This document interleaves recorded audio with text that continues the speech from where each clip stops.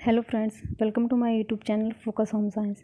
तो फ्रेंड्स, मैंने पिछली क्लास में आपको बताया था टेक्सटाइल, क्लासिफिकेशन ऑफ टेक्सटाइल के बारे में। अब ये सेकंड पार्ट है, वो मैंने आपको शॉर्ट में बता दिया था। अब हम इसको पूरी तरह इसके फुल पार्ट्स देखते चलेंगे।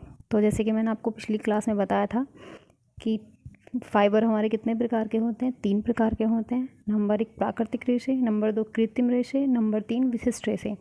तो प्राकृतिक रेशे पढ़ते हैं हम। प्राकृतिक रेशे में भी हमारे 3 प्रकार के होते हैं, वानस्पतिक रेशे, प्राणिज रेशे और खनिज रेशे। सबसे पहले हम वनस्पति रेशे पढ़ते हैं। तो जैसे वनस्पति रेशे हमें वनस्पति जगत से प्राप्त होते हैं, रेशों से प्राप्त होते हैं। वनस्पति के जो रेशे हैं हमें पेड़ पौधों से प्राप्त होते हैं। हमें वनस्पति रेशों की रचना सेलुलोज से हुई होती है। सभी वनस्पति रेशों की रचना यानी कि जो भी हमें पेड़ पौधों से जो प्राप्त होने वाले रेशे हैं उनकी रचना सेलुलोज से होती है। सेलुलोज पौधे के कोशों का मुख्य भाग है। इसमें कार्बन, हाइड्रोजन तथा ऑक्सीजन का अंश रहता है। अब वनस्पतिक रेशे भी कई प्रकार के होते हैं। तो जैसे कि आप देखो, सबसे पहले है कपास यानी कि कॉटन, जिसको हम कॉटन भी कहते हैं।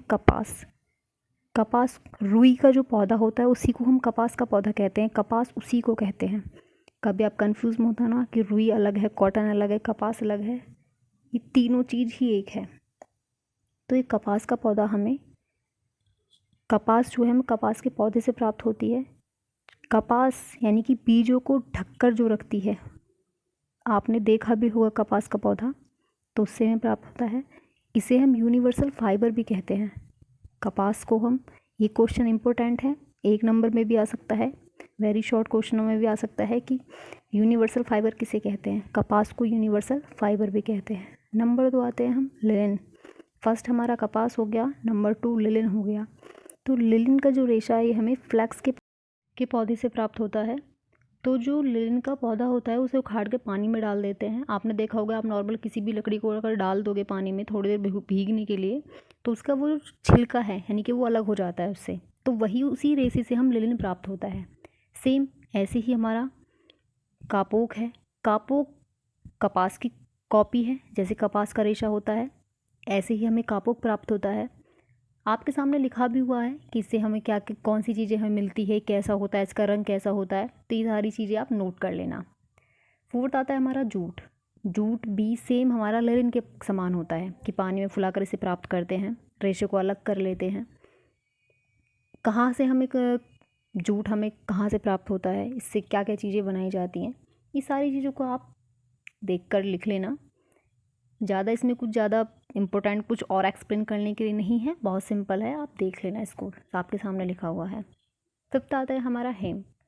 पौधे के तने से प्राप्त रेशा है, बहुत ही ज़्यादा मजबूत होता है, टिकाऊ होता है, चमक बहुत ज़्यादा होती है। उत्पादक देश हमारे सोवियत, यूनान, रोम, भारत। उपयोग में क्या काम आता है रेश हमारे? जूते के तले होते हैं, रस्सी, डोरी, कैनवास, गलीचे आदि। इसका हेम का कलर ही ब्लैक होता है। इस पे और कोई कलर हम यूज़ नहीं कर सकते। बाकी के और रेशों पे हम अपने कलर को ऐड कर सकते हैं, पर हेम का जो कलर होता है वो ब्लैक ही होता है। उस पर किसी और कलर को हम नहीं कर सकते।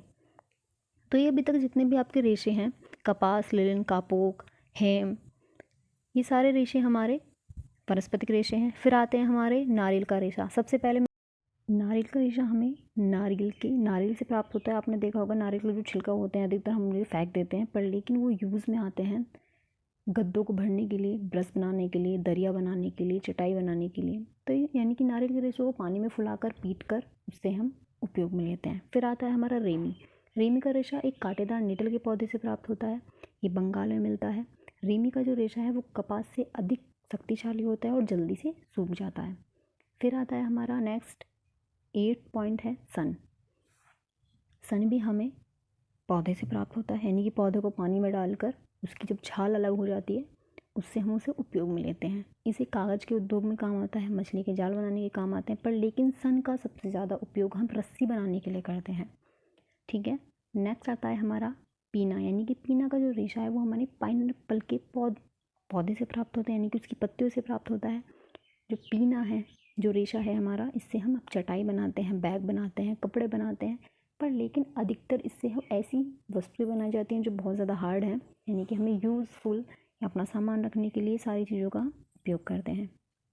तो ये जो सारे, तो अब आते हैं हमारे, अब हमने वनस्पतिक रेशे सारे पढ़ लिए, अब आते हैं हमारे प्राणीज रेशे। प्राणीज रेशे को हम प्रोटीन रेशे भी कहते हैं।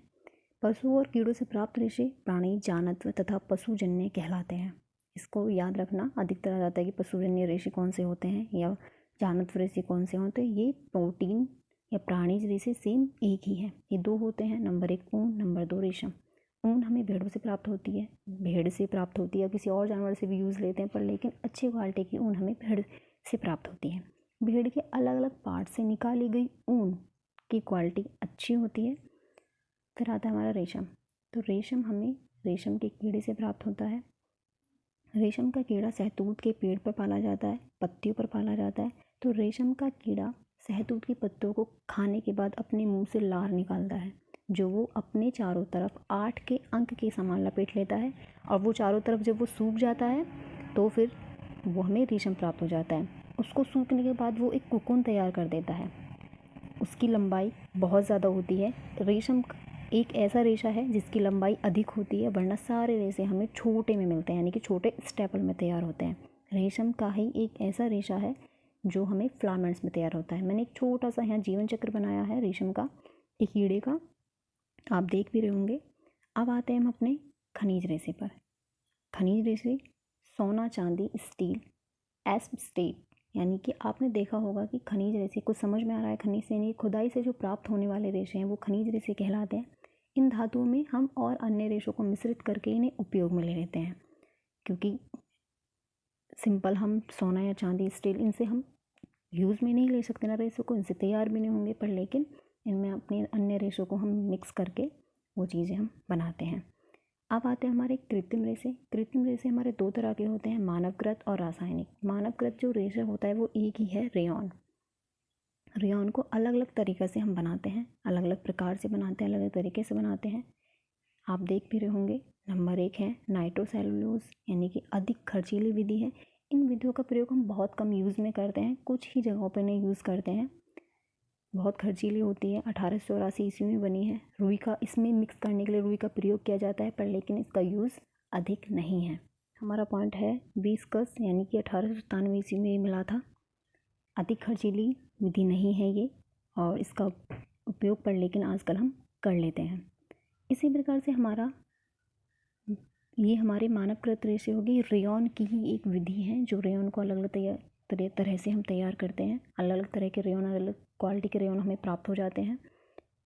और इस विधि से हम, इसमें लिखा भी हुआ है कि आजकल इस विधि से बनाए जाते हैं, यानी कि सेकंड वाली विधि हमारी यूज़फुल है, पर लेकिन खर्च कम है। थर्ड आती है हमारी क्रूपोनियम, 1897 ईस्वी में बनी थी।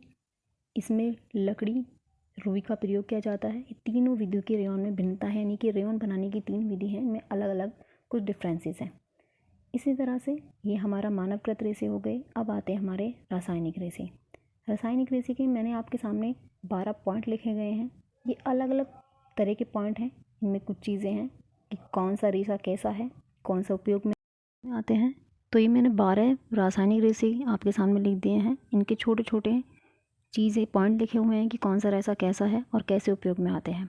तो फ्रेंड्स, ये हमारा कंप्लीट होता है क्लासिफिकेशन ऑफ टेक्सटाइल। अब हम अपनी नई क्लास के साथ मिलते हैं।